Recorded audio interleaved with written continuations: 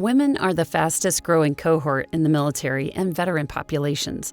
There are currently more than 2 million women veterans, and that number continues to rise. Women veterans represent an enduring legacy of leadership, service, and sacrifice. Each woman's experience is unique, yet many face similar challenges while serving in the military and after returning to civilian life. By reaching out for support, many women veterans have overcome obstacles and improved their lives. You can too. This is the 4th episode of Make the Connection: Real Veterans, Real Stories. In each episode, we'll explore different topics related to veterans' personal experiences with mental health challenges and how they found support. Today, we'll hear from 4 women veterans, each with their own inspiring story of overcoming mental health challenges. Since its launch in 2011, Make the Connection has interviewed over 600 veterans from all service eras and military branches. They got help, and their lives got better. So can yours.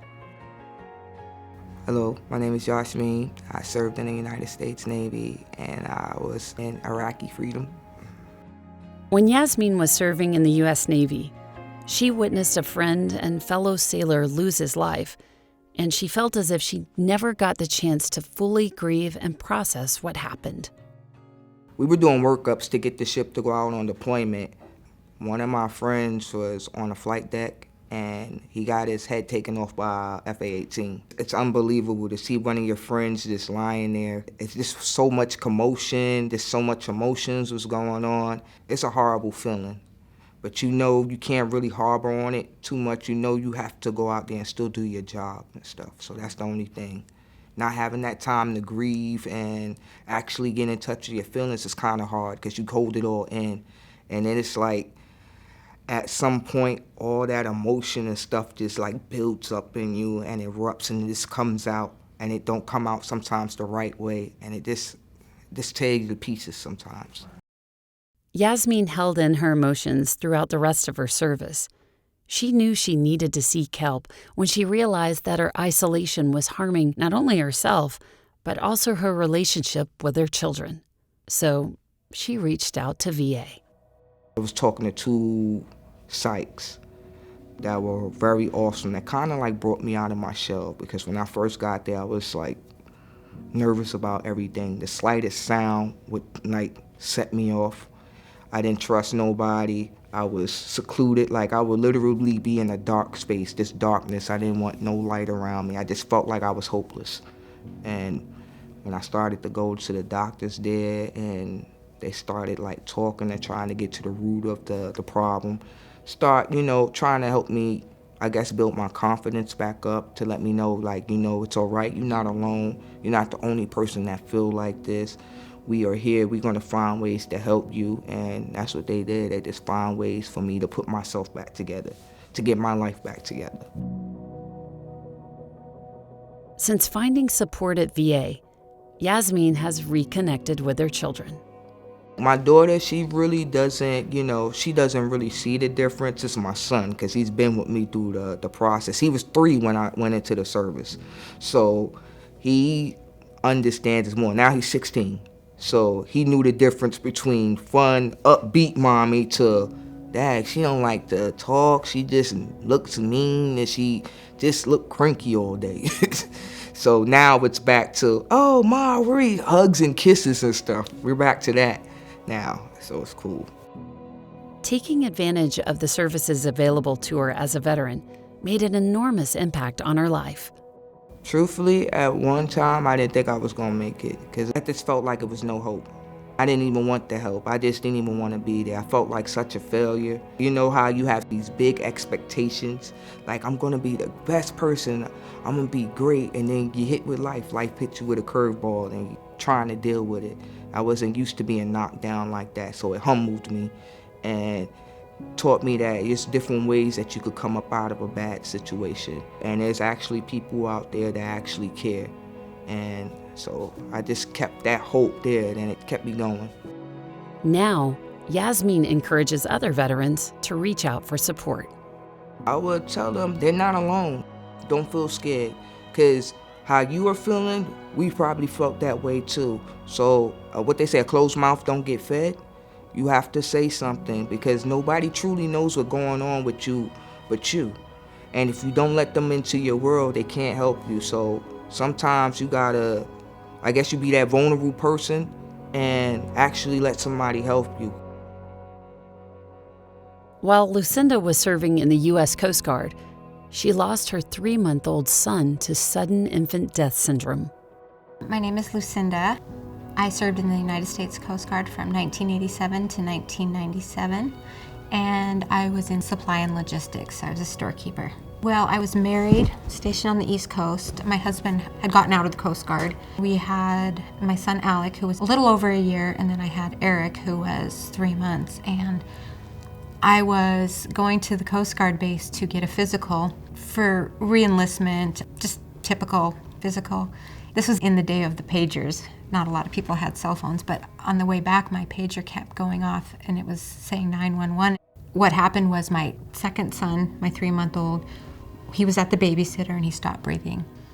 He was taken to the hospital, and he was at the hospital when I was getting that page. Basically what happened was it was interrupted SIDS, so he was put on life support, like I said, and there was no chance of him living. So my husband and I decided to take him off life support.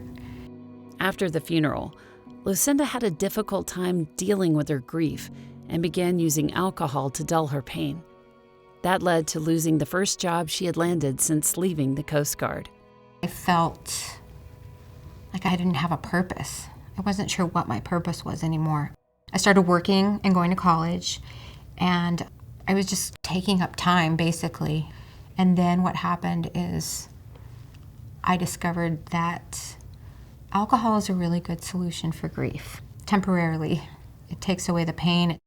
I felt mostly like I went through the motions of life, of being a mother, of being an employee, of being a daughter, just going through it because I had to.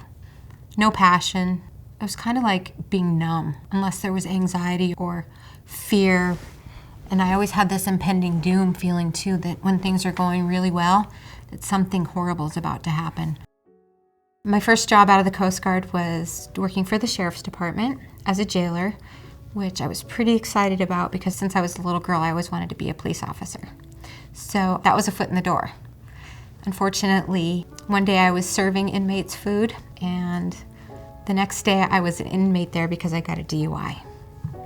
So the sheriff let me go. He said that I needed to deal with some things, that they would absolutely love to have me back, but that I needed to really get some counseling for the loss of my son and kind of get my life straight. I never did go back. What happened is I went to the VA and sought help because I knew my life was going nowhere. I had no direction. I had no passion. I was going through motions of being a mother, of being a wife. In a period of 6 months, my son died. I got out of the Coast Guard and I got a divorce. So I was just a being. I sought help through the VA. The great thing about that was it treated PTSD along with substance abuse instead of treating them separately. Treating them separately, you're going to have one or the other still. So always they're going to be together. So I can't say enough for the treatment that they've offered, inpatient as well as the outpatient programs that I'm still in and will continue to be in until I feel comfortable leaving. Right now, I'm proud that I serve this country. I'm proud to be able to talk about my journey. I've always thought that having issues or maybe alcoholism or mental health issues was a very, very shameful thing. We didn't talk about anything in my family like that. Any subject like that was kind of brushed under the rug. So I'm proud that I can come here and say, this is what I've struggled with and it took me low, but I'm doing well today and there's so much hope out there. And I'm grateful that I'm still alive. As a teenager, Millie knew that she was different, but could never seem to find the words to express how. My name is Millie, and I served in the military and the Army during the 60s. I was 14 when my mom realized that I was trans. I didn't know what to name it. I didn't know what it was called. My mom had the strength to be able to recognize it and not become judgmental. I wanted to become a nurse, and I knew that I was a caregiver. I joined the service with my best friend. She and I went in on the buddy system. Millie felt increasingly less at home in her own skin. The burden of hiding who she was began to take its toll on her mental health. I would get depressed and wouldn't know why. I didn't know it was because I really wanted to be her. I would just feel as though, what am I going to do? I would go into town and get dressed and go to a movie just to feel her. Every night after dinner, I would always go to the chaplain and pray. I told the chaplain, I said, within the next 9 months, I will be out and I'm going and having surgery. And then he asked me what kind of surgery, and I shared a sex change. I went and I called my mother, and I told her, and she said, well, baby, you can always come home. There's always a place for you. And I said, I don't know what they're going to do, but they did say that they were going to discharge me. After Millie was discharged and began to live openly as herself, she never wanted to revisit that painful period of her life again. She went on to become a nurse and a teacher after earning her degree, but her relationship with VA was still fraught. How could they possibly understand what she had been through? How could they possibly help her? But many years later, a close friend from her Army service told Millie that VA had evolved over the years and now offered programs specifically for transgender veterans. I never looked back at the military as a support or any assistance. My friend shared with me, Millie, did you know that you could go to the VA and talk to the doctors because they are accepting trans issues? And now that's what I do. I use the VA for my one-on-one when I'm feeling stressed and I need to talk to someone. I attend the support group, and we all have different stories. I've waited many, many years to have this conversation, and now it's here. Priscilla served in the Marine Corps for 10 years. Because she joined right after graduating from high school, it became a major part of who she was. When the time came to rejoin civilian life, she experienced an identity crisis. In addition to the challenges of trying to navigate this new world, she went through a divorce and the death of a loved one. My name is Priscilla. I spent 10 years in the Marine Corps. I was stationed here in Southern California and deployed out of here to Iraq. Then I was stationed in Washington, D.C. at Headquarters Marine Corps. I think I faced the same challenges most veterans struggle. I think specifically Marines were so indoctrinated to the Marine Corps. And for us, being a Marine is who you are. It's your identity. So I think the loss of identity was the first struggle that I had. Then everything else. When you're in the military, especially when you join straight out of high school like I did, I literally grew up in the Marine Corps. So I only knew how to be an adult in the Marine Corps. I didn't know what it was like to be an adult in the outside world, in the civilian world.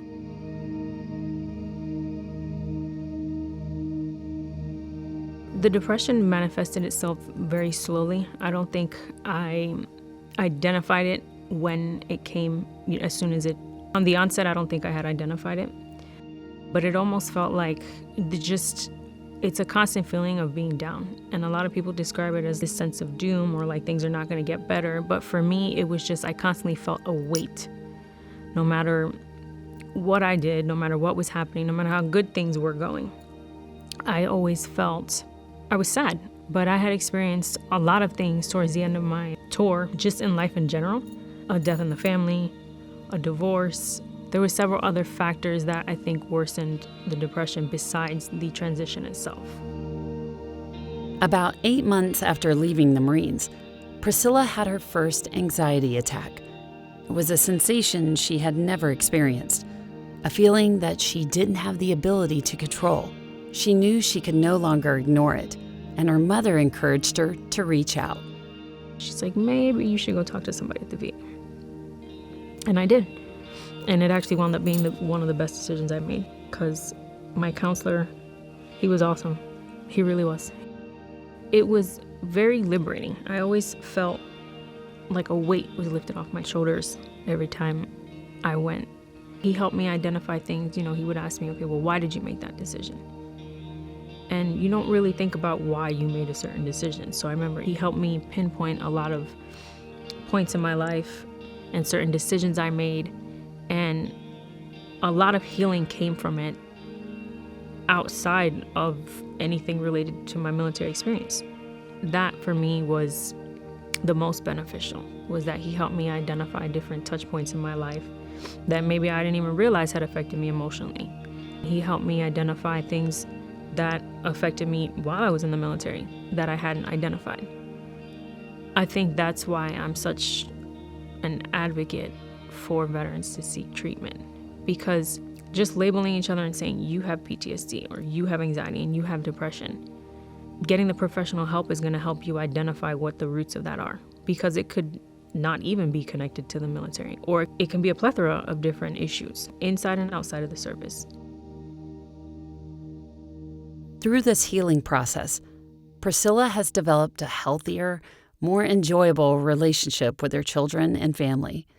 Whenever she comes in contact with veterans who are facing challenges, she encourages them to reach out for support. That's honestly one of my motivations, is that I know so many of my brothers and sisters are out there either self-medicating or trying to help each other, but they don't realize that a lot of the things we struggle with takes professional help to sort through, and it takes professional help to heal from. We might not ever be able to fully recover, because I think some of the things we experience as service members are going to stay with us for life, but you can learn how to live with it, and you can learn how to see things differently, and you can live a positive life. These 4 women veterans sought help for their mental health challenges. By reaching out for support, they overcame obstacles and improved their lives. Millions of women have served, and hundreds from all service eras and branches have shared their stories with Make the Connection. You can find their stories at maketheconnection.net, an online resource designed to connect veterans, their family members and friends, and other supporters with information, resources, and solutions to issues affecting their lives. The VA also offers resources and support specifically for women veterans, including the Women Veterans Call Center at 1-855-VA-WOMEN, 1-855-829-6636.